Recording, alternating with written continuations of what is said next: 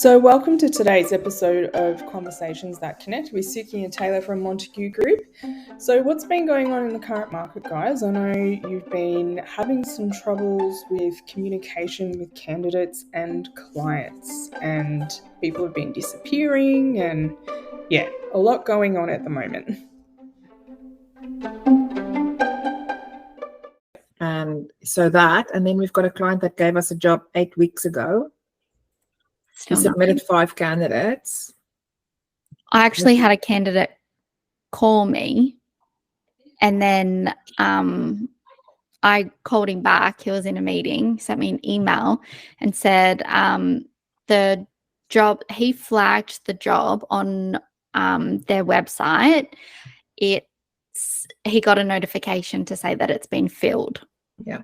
On when was that?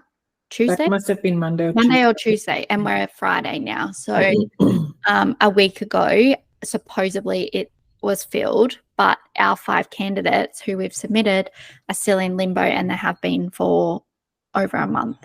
Yeah.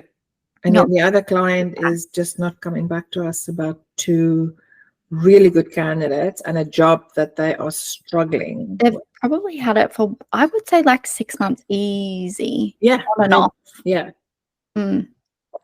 Yeah. So it's just that space now, Gnomes, where it's just like, come on. Yeah.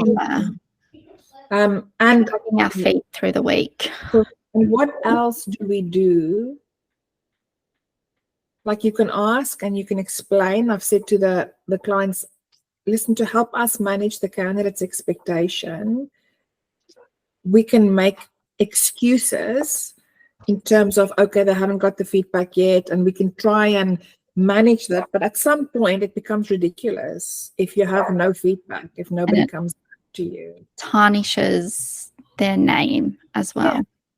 So, yes, we're representing a client in the market. So now candidates are going, oh, I'm not so sure if I want to apply to them again because that client treated me bad.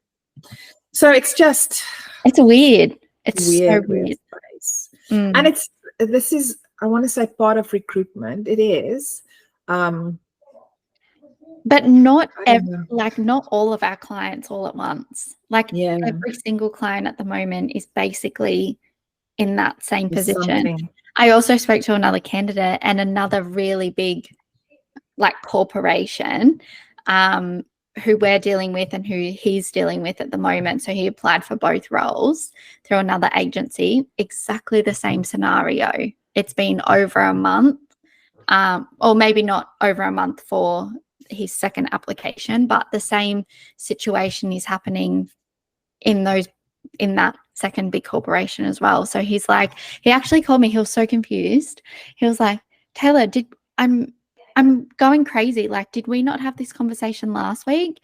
And I'm like, yeah, we did. And he's like, I literally had the conversation with another agency like a couple of days ago, and I was racking my brain to be like, am I speaking to the same person? And I didn't put 2 and 2 together.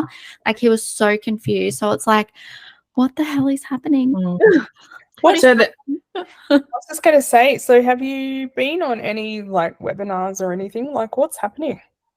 They've really quietened down as well. I think clients, I spoke with one of our big clients on Monday, and she said to me that they are being extra cautious when hiring candidates. And we've known this, this market has definitely become more an employer's market, where the last few years it's been a candidate market. They're crossing their T's, dotting their I's, crossing them again, dotting them again. So they're making 100% sure that this candidate is the right candidate. So, and in that process, that process might take 3 weeks. And in that time, the candidate is obviously looking for another opportunity. So they're active in the market. So then it just becomes really complicated, because they then get exposed to another company and another job, and a candidate should explore the opportunities that are available. But from a candidate perspective, from a client perspective, if you've got the right candidate and they tick the boxes, move Yeah. move forward. We've said to this one client now, let's start checking references, so at least we can move the process forward and not wait until we've got all the documentation of all the candidates and then make a decision. If there's somebody that you really like, start moving on them. So that would say to me that we're creating an environment where, yes, it is a more client-driven market, but at the end of the day, if you lose the candidate after you've done all that work, like, I don't know, it's disillusioning for all parties involved, because with this one process, we might find ourselves next week with no candidates after we had 2 perfect candidates, because the process took longer than it should have. Yeah. And boxes are ticked and boxes are pre-ticked and ticked again. So then candidates get other opportunities and they move. Yeah. There's no guarantee that they're going to get the job that we're working on for them. Like, you can tell candidates that clients are moving forward and give them the feedback that you're getting from the client. But ultimately, if there's no offer and no paperwork, there's nothing. So, yeah, it's just a strange space to sit in. And ultimately, it's our name. It's Monty Group. It's Suki. It's Tayla. Yeah. Our name is associated with that process, but the client's name is associated with that process as well. It's part of the branding. Yeah. And we take that very seriously, Yeah. because we're representing the client in the market. So we're authentic, transparent, and give the candidate all the information there is. But ultimately, we're also an ambassador for the client in the market to the candidate. 100%. So that brand gets tarnished as well. And our focus is to not make that happen. But at some stage, if it's been 5 weeks and you haven't got any feedback, then there's nothing more. I don't know what you can do then, other than going, I haven't got any feedback, I don't know. So, yeah, maybe but we're not. Yeah, it's really strange, but we only work with clients who we authentically want to work with. Like, we actually want to work with these clients. We believe in what they're doing. Our visions and missions and the way that they do their business and just them as human beings, like, we only work with those clients. So that's like where our heart and soul goes into it as well. So when the candidates aren't getting the level of service, I guess you could say, with what they should know, but we're not getting that from the client. So it's hard to hand it over to the candidate. But I understand, sitting in that candidate side, it is hard to wait 5 weeks for feedback. It shouldn't happen, but our hands are kind of tied, and it's like we're trying to like put out these little fires and everything like that. And it's hard for us because we believe in the company as well. So that's really sort of demotivating for us, just as well as the candidate. And I hate to put my candidates in those hard situations as well, but sometimes it is out of our control. Yeah. And it's maybe we feel it even more personally because we take it personally. I know. Because when we speak to the candidates, we're representing our clients, and we're, like I said, we're a billboard for the client. Yeah. Why you should work with them, why you should apply for them, what the opportunities are, what the offer is in comparison to other companies that you're talking to. So we're advocates. We're advocates for our clients. And then when that advocacy is sort of taken into question because the follow through doesn't happen from the client side, that's a tough position to be in, a really tough position to be in. So yeah, I just want to say we're not the most up and bright and enthusiastic people at the moment. No, it is just the ebbs and flows of recruitment and the industry and the market as well. Like, we are going into, government side of things, it's slowed right down because of budgets, new financial year, all of that. So that's really slowed down.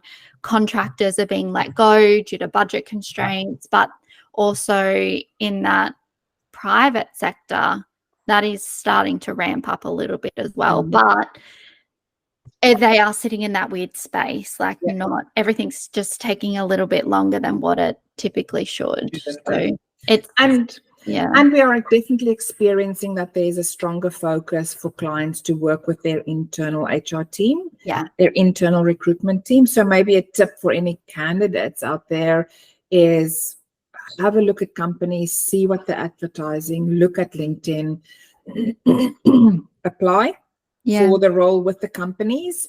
Make sure you follow up, that you call the company. I know that a lot of ads, I've seen the ads where you don't have a contact name or a contact person or a contact number or anything, which makes it really difficult to follow up.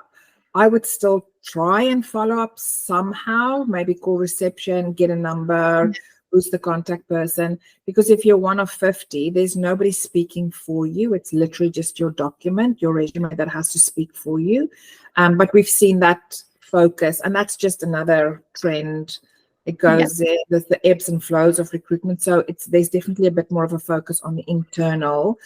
Go internal first when you've got a job from a client. The client will go internal first, or will go internal and agency, but would prefer, obviously from a financial perspective, to find a suitable candidate through the internal process. So from a candidate perspective, I would advise to make sure that you cover both angles, not just agency, but apply directly as well. And that's only really become quite prominent, I would say, in the last week for us. Yeah, for us, after having conversations just between us and also what we're seeing on LinkedIn and Seek and clients not getting back to us, that's really only come to fruition within the last week. Yeah, absolutely.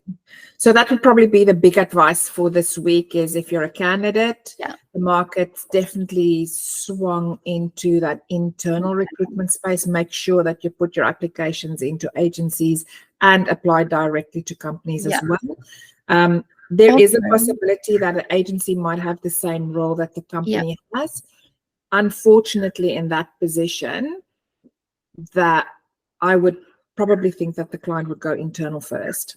Yeah, 100%. And I think too, just being open and honest with your agency too, just be like, hey, like I've actually applied for this role internally, because that just says to us, no worries, because it looks bad on you as a candidate as well as us as the agency if we're representing you again, even though you've already applied directly. It kind of just says, well, do they actually know what they're applying for?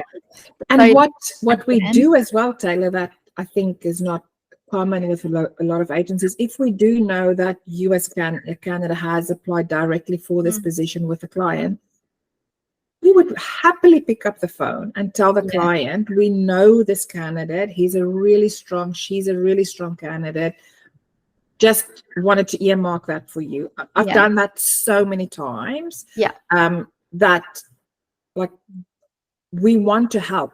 Like in any way possible. It's frustrating that a great candidate applied internally for a job, but ultimately, if we can help you secure that role, we'll do that. We want the best for you as a candidate and also our clients. Absolutely. Because if they have, like you said, 50 applications, and if we can earmark one that we've already pre-screened that we know is good for this role, that just kind of sets you apart for the other ones. Correct. But I also just want to touch back in what you were saying as well, finding the hiring, try to get in contact with them after you do apply for them. Even just on LinkedIn, trying to find who's in that internal HR team, like going to the actual company, and then you can actually find out who's employed by them. Going in there and having a look around, see who's there, whether it's the technical manager or whether it's a HR representative or the HR manager. Just find out sort of who's in that team, who you think might be the hiring manager, and reach out to them. And all you can say or the worst that they can say is, sorry, I'm not like the person. I'm not the right person. And then you could say, could you lead me into the right person? And that's also getting those hiring managers to know your name. And then if you do connect with them, if you are quite heavy on LinkedIn and you do post things, then you'll be on their mind as well if something does become available in the near future that may be more suited to you or that they're directly hiring for. Yeah. So that's another piece of advice, to use your LinkedIn network to your advantage. Correct.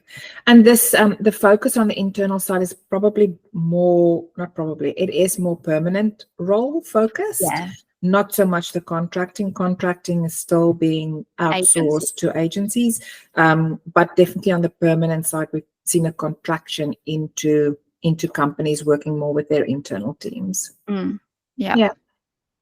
So if there's questions, if we can help with anything, by all means, reach out. As always, that's where we sit. We're frustrated because we want to give the best service possible, and sometimes our hands are tied behind our back, and we just can't. Yeah.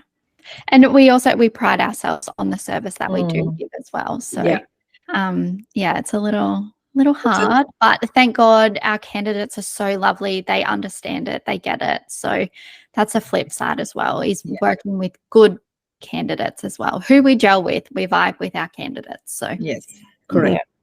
It's a timely reminder that what you do and what you say and how you treat people has an impact. Yeah, correct. No matter what we're going through, just remember it. It makes absolutely. an impact either way. And if we have information, we can provide advice or we can provide direction. But if we're not told, like if you're applying to 7 other agencies or 7 different companies, and we've got one company that you're working with, and there's other stuff happening with other companies, like just say I've applied, because obviously we know you're active in the market. Of course you're applying for other positions. Of course you want the best opportunity in the market at the moment.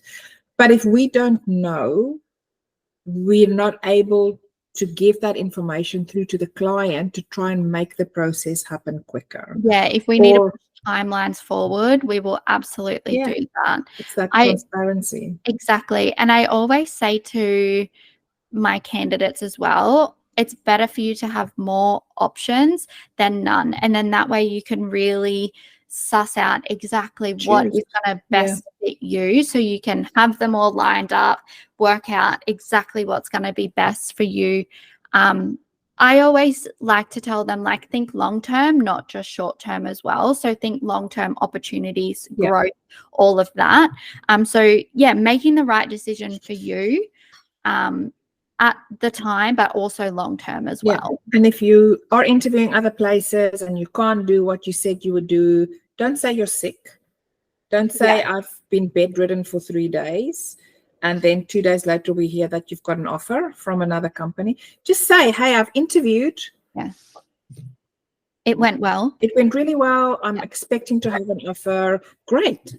Awesome. That means that we need to let our client know, hey, this candidate, we told you that they're actively looking in the market. They have found an opportunity. There is an offer on the table. Can you move your process forward so that we can give the candidate an option to maybe have 2 roles to choose from?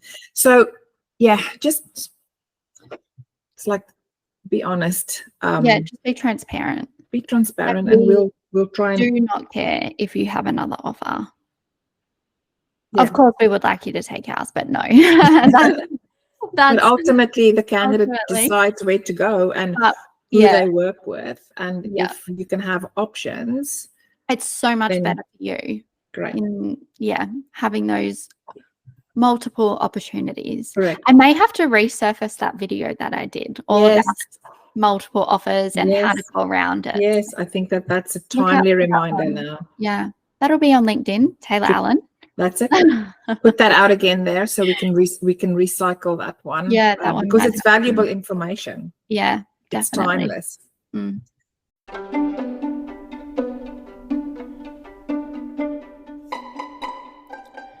So that's it for today's episode of Conversations That Connect with Montague Group. To join past and present conversations, make sure you follow us on LinkedIn, Facebook, YouTube, and Spotify, and let us know what you would like to have a chat about next.